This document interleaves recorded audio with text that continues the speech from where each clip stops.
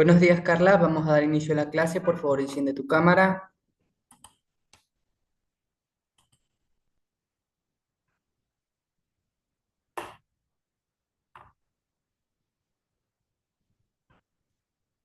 Ok, gracias, Carla. ¿Me confirmas cuando puedas visualizar lo que es la pantalla?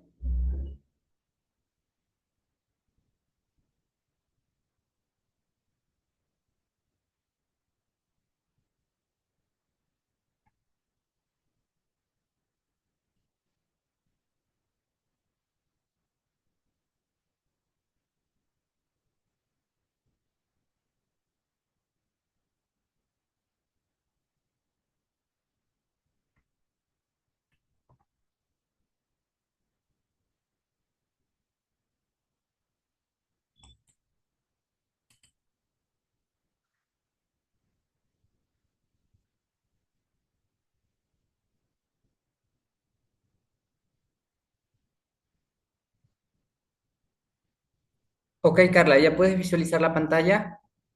Sí, ok, listo. Continuando con la clase anterior de los tejidos animales, en este caso tenemos el epitelio glandular que constituyen las glándulas. Son órganos especializados en la fabricación y secreción de sustancias. Y hay diferentes, pues según su estructura distinguimos dos tipos de glándulas, unicelulares y pluricelulares.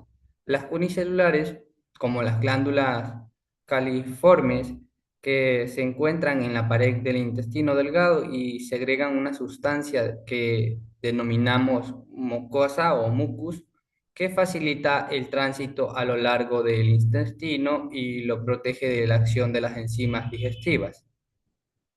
En el caso de las pluricelulares, como la glándula de los tiroides, que produce diversas hormonas, entre ellas la tiroxina. Aparte de eso, tenemos, según donde vierten lo que es la sustancia, existen tres tipos de glándulas, que son las exocrinas, que vierten las sustancias que producen exclusivamente del exterior del organismo, como las glándulas lacrimales. En el caso de las endocrinas, segregan sustancias exclusivamente al medio interno, como las hipófisis, que producen la hormona del crecimiento. En el caso de las mixtas, segregan dos tipos de sustancias diferentes, una en el exterior y otra en el medio interno. En el caso del páncreas, que segrega jugo pancreático al interior del tubo digestivo, una zona considerada el exterior al cuerpo, y también segrega hormonas como la insulina y el glucagón a lo que es la sangre para el control de lo que es la glucemina. Tenemos también lo que es el tejido conectivo, Carla. Son un grupo de tejidos con funciones diversas. Unen entre sí distintos órganos, también llenan huecos y espacios entre los diferentes tejidos y también constituyen elementos de soporte y movimiento.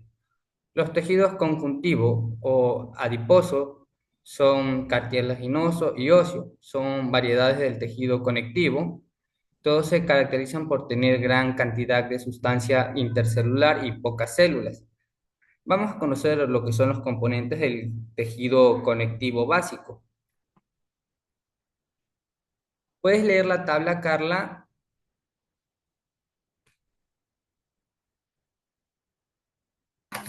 Sí, células, fibroblastos constituyen las fibras que forman la sustancia intercelular, tienen forma alargada o estrellada. Macrófagos son células de un gran tamaño,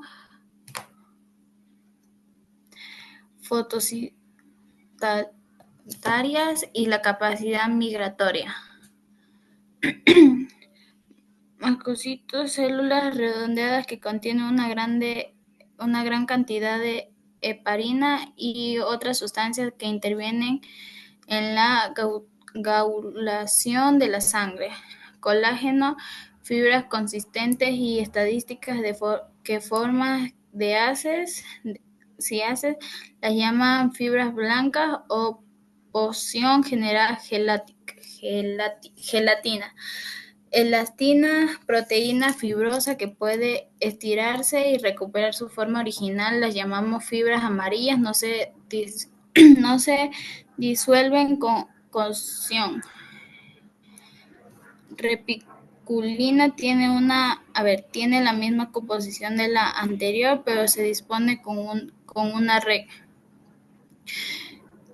Mucocilocáridos, compuestos formados por una parte proteínica y una parte glucídica, sales diversas como fósforos y carbonato y agua. Ok, gracias Carla. Las sustancias no fibrosas son las que mencionaste y las que tienen fibra son lo que es el colágeno, la elastina y la reticulina. Como puedes ver en la gráfica, tenemos la matriz, el núcleo, la cápsula y la laguna, que son partes de la célula. En este caso, en la segunda imagen, tenemos las células adiposas, el citoplasma, el núcleo y la gota lipídica.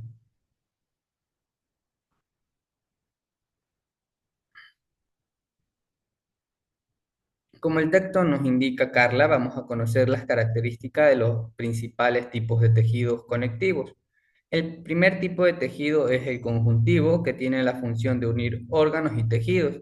Según la cantidad de fibra que los constituyen, puede ser laxo, o sea, de pocas fibras, o fibroso, de muchas fibras. El laxo recubre principalmente la superficie de los órganos y rellena los huecos entre ellos. Y el fibroso forma estructuras muy resistentes que por su función son sometidas a fuertes tensiones como los tendones. Tenemos el segundo tejido, que es el tejido adiposo. Es un tejido formado por unas células llamadas adipocitos que son caracterizadas por poseer una gran mácula llena de lípidos que obligan al núcleo celular a desplazarse hacia un extremo de la célula.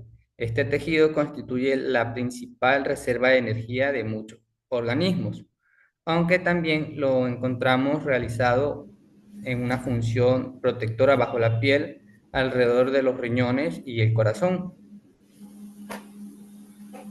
El segundo tipo de tejido es el tejido cartilaginoso. Está formado por unas células llamadas condrocitos. En las primeras épocas del año es el único componente de las estructuras esqueléticas. O sea, en las primeras épocas de la vida, de la fase de crecimiento, es el que forma lo que es el esqueleto. Al avanzar el desarrollo es reemplazado por lo que son los tejidos óseos. Recubre el interior de las articulaciones y evita el desgaste de las articulaciones como el codo, las rodillas, las vértebras de la columna. También se encuentra en lo que es el pabellón auditivo y en el extremo de la nariz. Por último, tenemos el tejido óseo. A las células del tejido óseo las llamamos ostocitos. Este tejido forma los huesos y por lo tanto participa en el movimiento y en la protección de diversos órganos. Si es denso y sin huecos, lo denominamos compacto. Si presenta huecos, es esponjoso. Muchos huesos presentan ambos tipos de tejidos. Como puedes ver en la siguiente gráfica, Carla, tenemos lo que son las células, condrocitos, condroblasto, adipocito, célula indiferenciada y lo que es el macrófago, que son pues algunas de las células que encontramos en el cuerpo humano y en los tejidos. Y las fibras, pues fibras de colágenas, fibras elásticas y fibras reticulares. De esta manera se pueden ver y distinguir cada tipo de fibra en los que son pues los tejidos de los animales.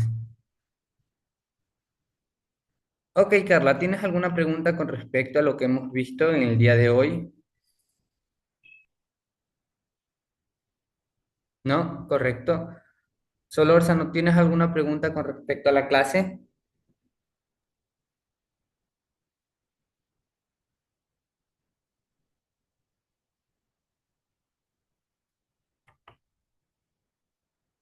Listo, chicos. Vamos a explicar la tarea y luego vamos a hacer un pequeño ejercicio o prefieren hacer el ejercicio antes de explicar la tarea. Me indican.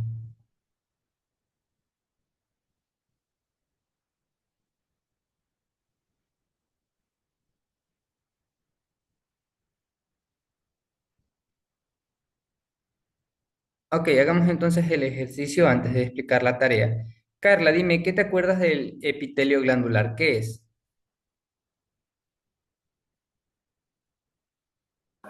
¿Qué son órganos especializados? Eh, sí, ¿qué más? Y que se constituye por las glándulas. ¿Cuál es la función del epitelio glandular?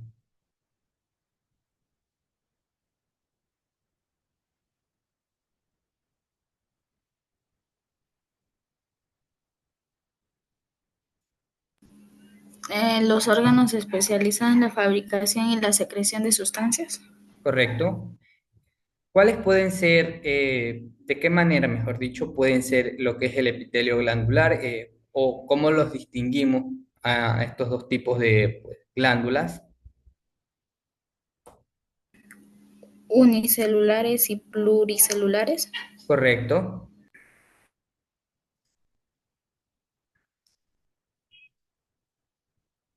Ok, Carla, última pregunta. ¿Qué son los tejidos conectivos? Son funciones diversas que unen entre distintos órganos Correcto. ¿Cuál es una de las características del conjunto de lo que es el tejido conectivo? que llenan huecos y espacios entre los diferentes tejidos. Correcto. Ok, Carla, vamos a explicar la tarea. Puedes ver para la tarea en clase, tienes que responder como la vez anterior, tres preguntas que están basadas en la clase que se impartió el día de hoy. Primera pregunta, ¿cuál es la función principal del epitelio glandular y qué tipos de glándulas existen según su estructura? Segunda pregunta, ¿qué función cumplen los fibroblastos en el tejido conectivo? Y por último, tercera pregunta, explica la diferencia entre una glándula exocrina, endocrina y mixta, con un ejemplo de cada una. Y para la tarea en casa tienes que realizar, como la vez anterior, un mapa conceptual con los tipos de tejidos conectivos y sus principales características, incluyendo al menos lo que es al tejido, pues, conjuntivo, adiposo, cartilaginoso y óseo. ¿Tienes alguna pregunta, Carla, con respecto a las actividades? ¿No? Ok, Carla. Ha sido un gusto. Si tienes alguna pregunta o duda, puedes consultarme en el horario de clase o mediante la plataforma. Ya puedes realizar tu actividad en clase